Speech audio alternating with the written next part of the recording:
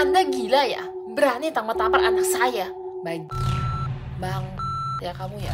Hah? Gak tahu-tahu ya? Bang. Alkisah. Cerita kali ini mengisahkan tentang kejadian janggal yang terjadi di sekitar seorang guru matematika.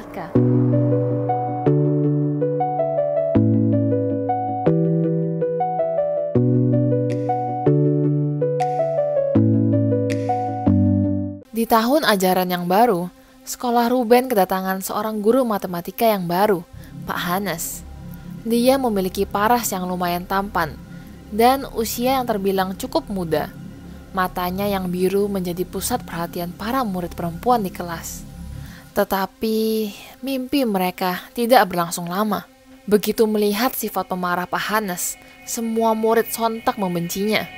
Pas marah, Pak Hanes seringkali mengeluarkan kata-kata tajam yang menusuk hati pendengarnya. Volume suara yang keras dan terkadang hampir menggunakan kekerasan membuat semua murid menghindari Pak Hanes. Walaupun sampai sekarang Pak Hanes tidak pernah sampai memukul muridnya. Tidak ada yang merasa nyaman dengan tatapan marah Pak Hanes. Suatu hari, seorang murid perempuan bernama Chloe datang terlambat pada saat Pak Hanes mengajar. Teriakan dan omongan kasar langsung keluar dari mulut Pak Hanes. Bahkan, Pak Hanes mulai mendekatkan wajahnya ke wajah Chloe sambil terus berteriak dan memaki-maki Chloe. Chloe biasanya pendiam dan penurut. Tapi, karena omongan Pak Hanes keterlaluan dan terus mendekatinya sambil berteriak, Datang telat!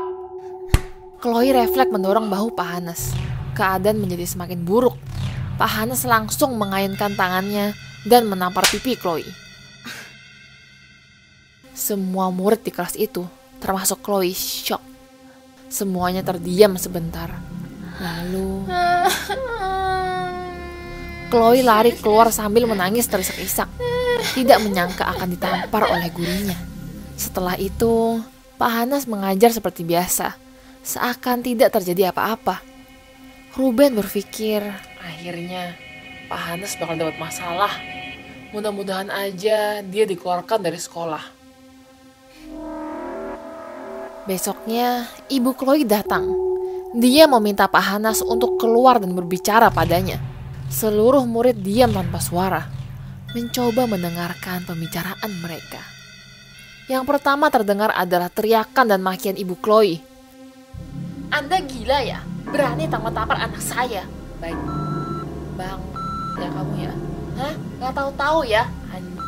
Bang. Entah berapa lama, segala macam binatang dan kata-kata kasar keluar tanpa henti dari mulut ibu Chloe. Tapi para murid tidak mendengar suara Pak Hanes. Ketika teriakan ibu Chloe berhenti, Pak Hanes masuk kembali ke kelas. Mukanya merah dan amarahnya terlihat jelas di matanya. Dia hanya diam tanpa suara sampai bel kelas berbunyi. Besok paginya, Ruben mendapatkan kabar yang mengagetkan. Kemarin, Chloe dan ibunya mengalami kecelakaan. Ibunya meninggal dan Chloe koma. Semuanya sedih, kecuali Pak Hanes. 1 hari penuh, senyumannya tidak pernah hilang. Seakan sangat senang atas kejadian yang menimpa Chloe dan ibunya. Beberapa minggu berlalu, kejadian itu pun mulai dilupakan. Sampai suatu hari, sebuah HP tiba-tiba berbunyi. Pak Hanes langsung mencari sumber suaranya. HP siapa itu?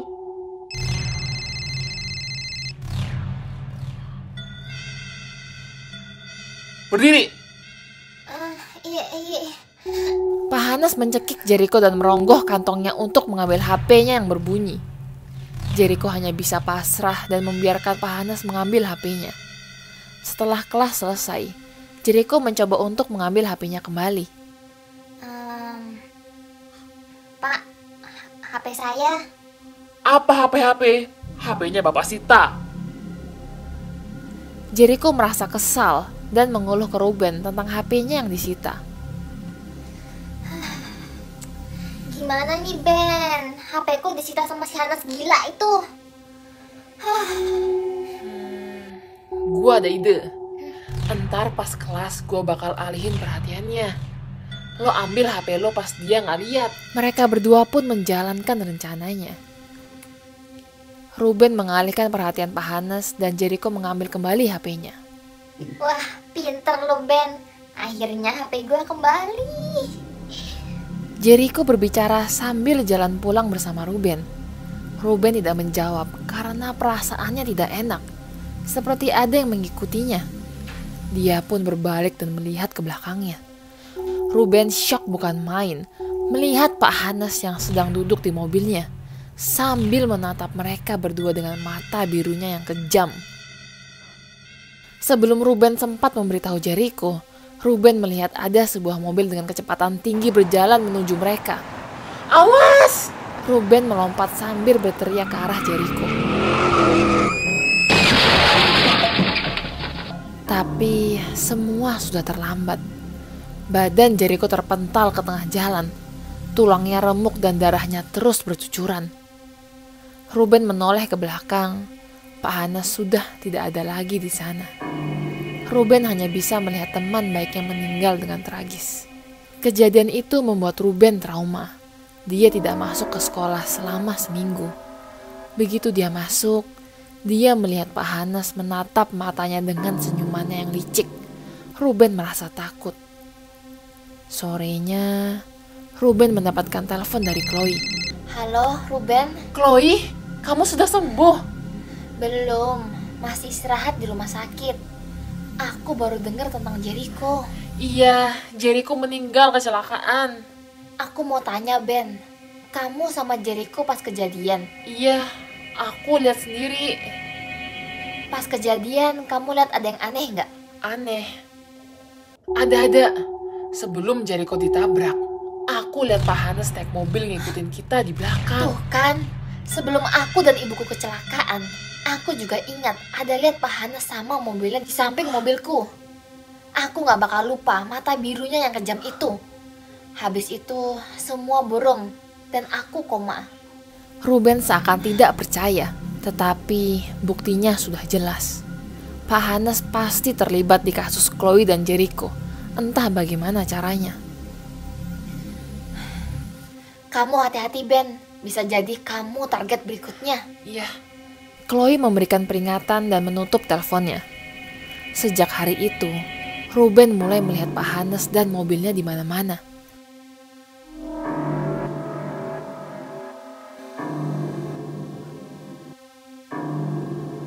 Ruben merasa seperti orang gila, tidak nafsu makan dan tidak bisa tidur. Sampai akhirnya, guru IPA di sekolah memanggilnya. Ruben, ada unek-unek yang pengen kamu keluarin? Sesuatu yang pengen kamu ceritakan?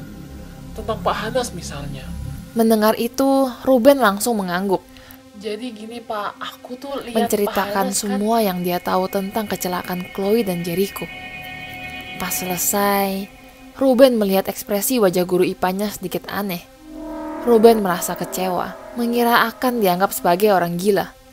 Tetapi guru IPA-nya menepuk pundak Ruben dan berkata, Bapak percaya.